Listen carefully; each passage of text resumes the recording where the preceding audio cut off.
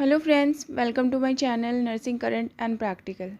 सो आज का हमारा वीडियो टॉपिक है MCQs in respiratory system and its disorder. So now will do the respiratory system and after that all the system. अगर आपने अभी तक चैनल को सब्सक्राइब नहीं किया है तो कर लीजिए। हमारा फर्स्ट क्वेश्चन है, which of the following is not the function of respiratory system. इनमें से कौन सा फंक्शन रेस्पिरेटरी सिस्टम नहीं करता? A regulate blood pH, B help in gaseous exchange, C protection against blood loss, D contain receptor for sense of smell. So C is the right answer. Protection against blood loss respiratory system नहीं करता है। Regulate pH, help gaseous exchange and contain receptor of sense of smell, all the function of respiratory system except option C. Next, which of the following control the normal breathing process? इसमें पूछा है कि कौन सा है option जो normal breathing process को control करता है। Option A amino acid, B cholesterol, C ventral respiratory group and D dorsal respiratory group. जो पार्ट है ब्रेन का, जो पार्ट है रेस्पिरेटरी कंट्रोल करता है, दैट इज़ मेडुला ऑब्लंगेटा। और मेडुला ऑब्लंगेटा दो ग्रुप में डिवाइड होता है ब्रेन में, ventral and dorsal and ventral group. दोनों ही मेडुला ऑब्लंगेटा के पार्ट हैं, लेकिन जो नॉर्मल ब्रीदिंग प्रोसेस मेंटेन करता है that is part D, dorsal respiratory group. So D is the right answer.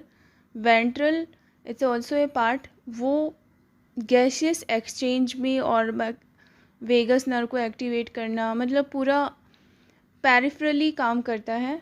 Normally जो ब्रीदिंग प्रोसेस को कंट्रोल करता है that is dorsal. Next, oxygen and haemoglobin bind in a reversible manner to form. Reversible manner क्या होता है? जो change होता रहता है।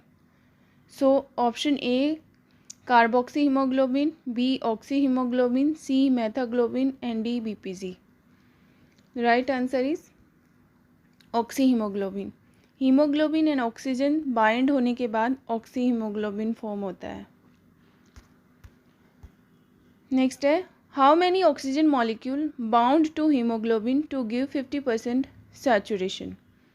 50% सैचुरेशन देने के लिए ऑक्सीजन के कितने मॉलिक्यूल बाउंड होते हैं?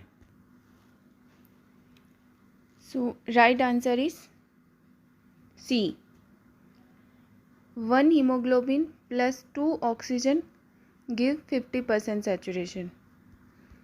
1 haemoglobin plus 3 molecule of oxygen O2 give 75 and 1 hemoglobin plus 4 O2 molecule give 100% saturation. So 50% saturation is, our question is 50% related. So 1 molecule of hemoglobin plus 2 molecule of oxygen. The right answer is 2. Next, What is the name of the gland which secrete melatonin? Melatonin एक hormone है। पूछा है कौन सी gland melatonin hormone secrete करती है। Option A pituitary gland, option B pineal gland, option C thyroid gland and option D hypothalamus. So right answer is D, B, pineal gland. Pituitary gland and hypothalamus it secrete all the hormones. Pineal gland ये brain में ही होता है and it secrete melatonin जो skin colour देता है। Next, during the insertion of a rigid scope for bronchoscopy a client experience a vasovagal response. Nurse should expect. Rigid scope, bronchoscopy में rigid scope use होता है, उसकी वजह से patient को वेजोवैगल रिस्पॉन्स, वेजोवैगल रिएक्शन हो गया है, तो इसमें हो सकता है। तो as a nurse what you expect? Option A inclined pupil to be become dilated, Option 2, client to experience bronchodilation. 3, it decrease in gastric secretion. And option 4, it drop in client heart rate. So right answer is 4.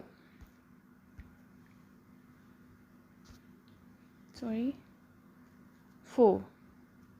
Vasovagal reaction, सबसे पहले vitals change होते हैं vasovagal में. So client का heart rate कम हो जाएगा, वो ही हमें फोकस करना है. Option 4, a drop in the client heart rate, it's related to vasovagal response. Heart rate and blood pressure, दो मॉनिटरिंग करना है if you suspect वेजोवैगल.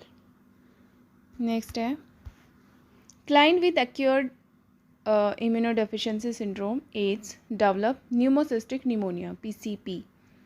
Which nursing diagnosis has the highest priority for this client? AIDS का patient है, PCP हो गया है, तो इस कंडीशन में what is the priority nursing diagnosis? A, impaired gas exchange. 2, impaired oral mucous membrane. 3, imbalanced nutrition less than body. 4, activity intolerance. So right answer is, right answer is option 1, impaired gas exchange. All option are looking appropriate, but PCP patient PCP है तो उसमें gaseous exchange impairment ज़्यादा होगा. Second thing, हमेशा जहाँ पे gaseous मतलब airway and circulation related option है, सो प्रायोरिटी हमेशा एयरवे एंड सर्कुलेशन को ही रखना है. So as option 1 is the right answer. Next question है हमारा, a client has chronic bronchitis. एक पेशेंट है क्रोनिक ब्रोंकाइटिस का. एंड हाँ, ये सारे क्वेश्चन मैंने NCLX बुक से प्रिपेयर किया है, तो कई बार पेशेंट की जगह क्लाइंट भी लिखा होता है. So patient is the client and client is the patient. So हमारा क्वेश्चन है, a patient has chronic bronchitis, bronchitis का पेशेंट है. And as a nurse teaching him breathing exercise, उसको ब्रीदिंग एक्सरसाइज टीच करना है. इस टाइम पे what is the instruction should be include in teaching plan? Option A, make inhalation longer than exhalation. Option 2, exhale through an open mouth. Option 3, use diaphragmatic breathing. and option 4, chest breathing. So right answer is 3, use diaphragmatic breathing. क्योंकि bronchitis के patient में जो diaphragm होता है week हो जाता है, flat हो जाता है, तो उसको डायफ्रामिक ब्रीदिंग के लिए मैं प्रोवोक करना है, जिसकी वजह से diaphragm will be strengthen and उसमें वेंटिलेशन रेट भी बढ़ेगा. So 3 is the right answer. Next है, a client come to emergency department with the status asthmaticus. Based on the documentary note below, the nurse suspect the client has what abnormality? ये respiratory alkalosis acidosis का question है. सो एक patient है emergency department में, status asthmatic का है. सो ये एक डॉक्यूमेंट है हमारे पास. पूछा है कि based on these findings what is the diagnosis? Option E, metabolic acidosis. B, metabolic alkalosis. Option C, respiratory acidosis. and option D for respiratory alkalosis. option 3 is the right answer, respiratory acidosis. so in findings में हमारे पास है CO2 level इसमें high होता है and जो sodium bicarbonate level इसमें normal होता है HCO3. अगर रेस्पिरेटरी है, अगर मेटाबॉलिक है तो HCO3 में चेंजेस होंगे, अगर रेस्पिरेटरी है तो CO2 में चेंजेस होंगे. एंड जो pH ऑफ ब्लड वो दोनों में ही चेंज होगा. pH ऑफ ब्लड अगर वो रेस्पिरेटरी अगर एसिड है तो बिलो 7.35, अगर एल्कोलोसिस है तो मोर देन 7.45। सो सबसे पहले पीएच ऑफ ब्लड को देखना है ऐसे क्वेश्चन में, फिर CO2 को देखना है, HCO3 को देखना है। अगर CO2 नॉर्मल है, HCO3 में थोड़ा इम्पेयर है, तो वो मेटाबॉलिक एसिडोसिस या मेटाबॉलिक एल्कोलोसिस की तरफ जाता है। अगर HCO3 नॉर्मल है and CO2 is some changes, तो वो रेस्पिरेटरी एसिडोसिस या रेस्पिरेटरी एल्कोलोसिस की तरफ जाता है। एसिडोसिस एंड एल्कोलोसिस हमें पीएच ऑफ ब्लड से देखना है। रेस्पिरेटरी है या मेटाबॉलिक है, ये हमें CO2 एंड HCO3 लेवल से देखना है। CO2 है तो रेस्पिरेटरी, HCO3 है तो मेटाबॉलिक। नेक्स्ट है हमारा, a client experience acute respiratory failure will most likely demonstrate. Client patient को एक्यूट रेस्पिरेटरी फेलियर हुआ है, उसमें सबसे पहले क्या सिम्टम्स होंगे? Option A, one is hypocapnia, hypoventilation, hyperoxaemia. Option 2 hypocapnia, hyperventilation and hypoxaemia. Option 3 hypercapnia, hyperventilation and hypoxaemia. Option 4 hypercapnia, hypoventilation and hypoxaemia. Right answer option 4 is the right answer. Hypercapnia, increase CO2 level, arterial CO2 level. Hypoventilation and hypoxemia, decrease O2 in blood. So option 4 is right answer if patient is experience respiratory failure. इसलिए सबसे पहले EBG करवाते हैं and CO2 और O2 level check करते हैं। Next है, client return to clinic after 48 hours after receiving Montoskin test. Area in duration at the injection site measure 18 mm. The client has previously had a reaction of this test. The nurse first action is true. एक मोन्टो check करवाने के लिए OPD में patient आया है, उसका induration 18 mm लग रहा है and patient is giving the history previously also she had this kind of reaction. So as a nurse, what is the option 1, move the client to a negative pressure room. Option 2, have the client put on face mask. Option 3, prepare the client to have a chest x-ray. And option 4, draw a blood sample to check client CBC level. So right answer is 2, have the client face mask, क्योंकि 18 mm in duration है and this is a signs of active tuberculosis. Patient को active tuberculosis हो सकता है highly मोन्टो positive.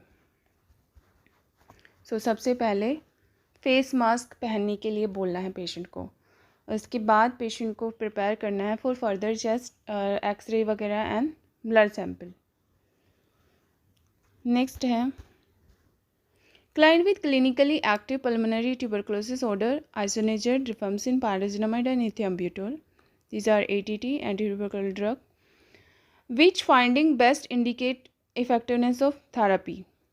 किस finding से आपको लगेगा कि it's going to be effective?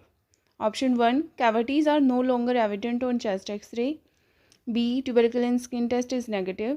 C, client is afebrile and no longer coughing. D, sputum culture converted to negative.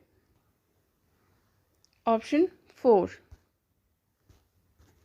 Sputum culture converted to negative. अगर स्प्यूटम कल्चर नेगेटिव आ गया है, so it's indicate that anti tubercular drug is going to effective. Next है, there is no next. आज की video में सिर्फ इतना ही। In next video will discuss some another important topic. Till that time, watch the video, subscribe the channel. Thank you.